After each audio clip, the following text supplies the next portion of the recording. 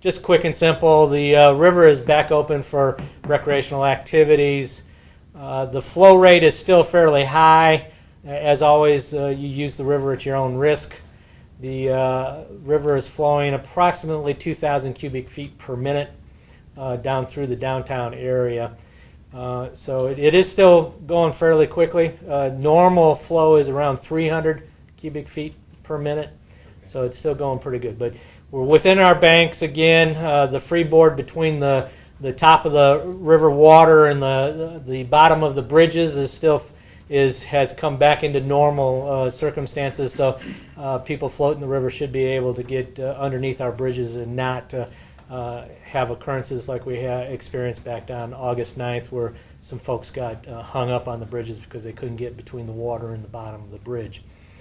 The river bypass down by the Lincoln Dam will be closing probably for the further investigation to what the circumstances are there, but Public Works is preparing the information on that, and probably will be getting with you all on Monday as it relates to the canoeable access point at the Lincoln Dam. Be happy to answer any questions.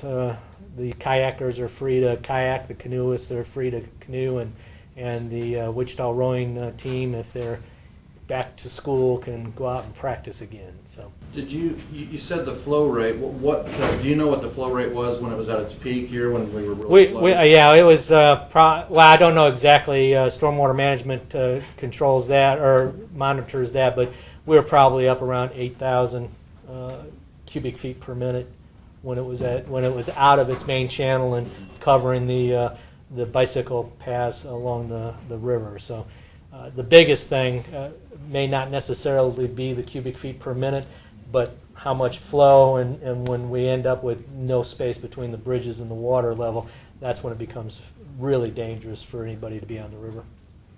So Doug, would you, obviously you think it's safe now, or you wouldn't open up the... Again, everybody has to use the river, whether it's at 300 cubic feet per minute or 2,000 cubic feet per minute. Use the river to your skill levels and that sort of thing. But we think it is ready for recreational activities. Again, kayakers can get back on the river. Doug, when you say that, we're talking about the whole length as it comes through Wichita, or is it just that area between? I'm talking about the whole river. It's still coming through the flumes up under 235 at a pretty good clip. Of course, that's where the really good whitewater kayakers want to put in. They want to work their skill levels. It's not very often in that our world-class kayakers that we have that live in this town have an opportunity to practice their skills within the city limits of Wichita. So, usually they have to go to Colorado or places like that to be able to experience that kind of water. So, but again, it's the space between the top of the water and the bottom of the bridges that we worry about a lot.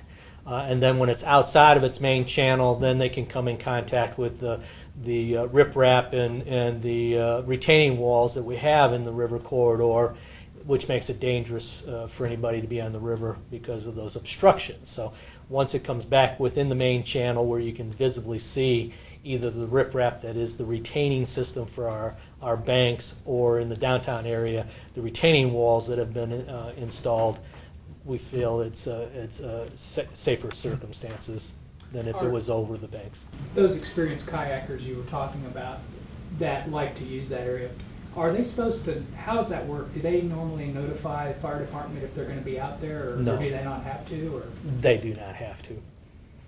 Again, the Big Arkansas River is categorized by the federal government as a navigable stream. So it is usable for purposes of canoeing, boating, that sort of thing by federal law. We have the city ordinances in place so that when we have unsafe conditions, we have a control mechanism that we can institute to try to keep people safe, basically from themselves. And that includes both bodies of water, right? The Little Ark and the Big Ark? The Little Arkansas is not a navigable stream, so it does not fall under those same federal guidelines and rules.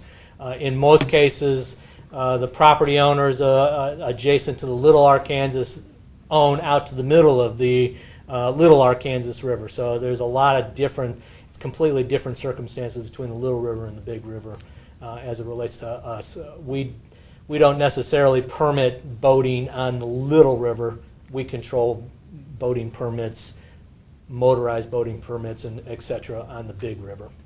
The federal government kind of gives that to the state gives it to us inside our jurisdictional limits of the city. How long was it closed? I'm sorry.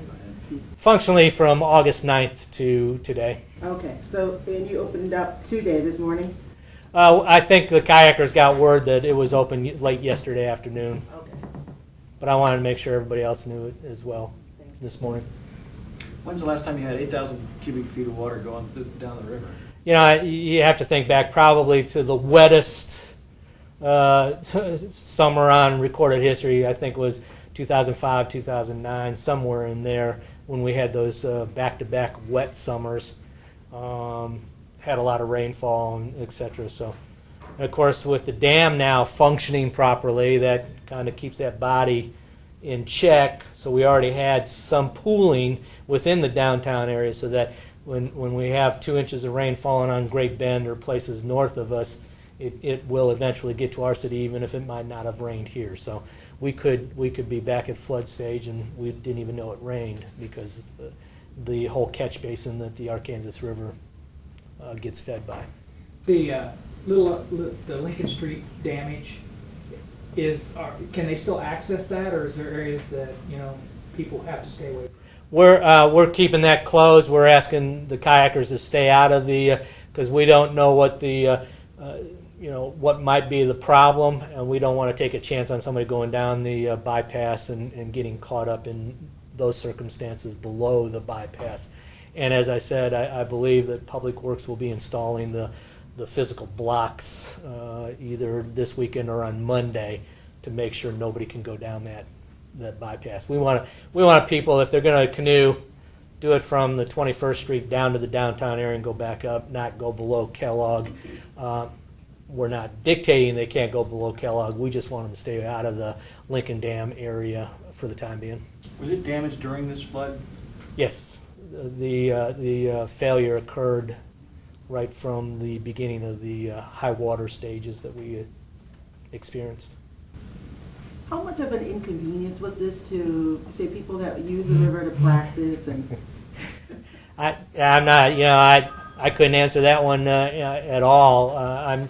We had a lot of folks that, like I said, we've got some world-class kayakers here that probably could have navigated it all right. But again, you get on that river and you're not really familiar because we don't use it that often.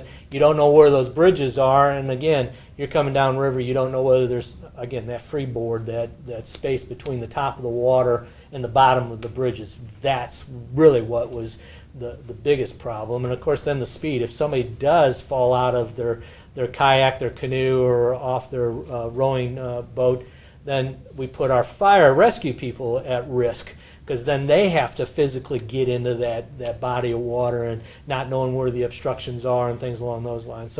So we got to make sure, and we do. The city as a whole works together in these circumstances.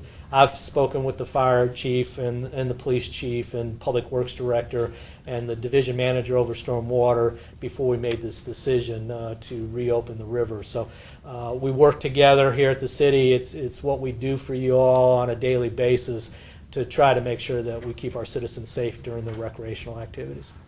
And Doug, as far as the rain and the flooding and all that, have you noticed any other problems like in the Parks Department? Well, everything is growing nice and green and tall and faster than we can get after it. But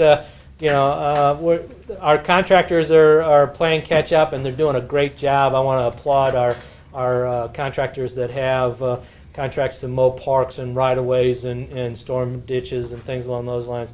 They're working tooth and nail to get caught up. Obviously, you can't mow a bar ditch while it's still flooded with water, so they had to wait till that receded so they could get into those.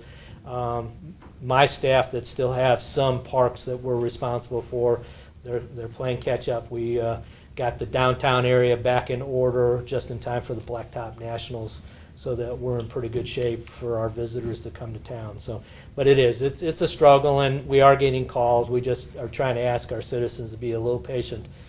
Who knew that we were going to get 13, 14 days straight of rain that kept us from mowing, and then of course the weather has just been perfect for all of the species of grass to grow. If you have a fescue yard, I'm sure the last month you've been mowing it 2-3 times a week because it's just been perfect growing weather for fescue, and the Bermuda loves this as well. So, and the Bermuda and the other warm season grasses are really going to take off now this week, next week, with the moisture in the ground and the temperatures being perfect for their growth patterns. So we are behind, but we're getting after it, and we just hope the citizens will be a little patient with us.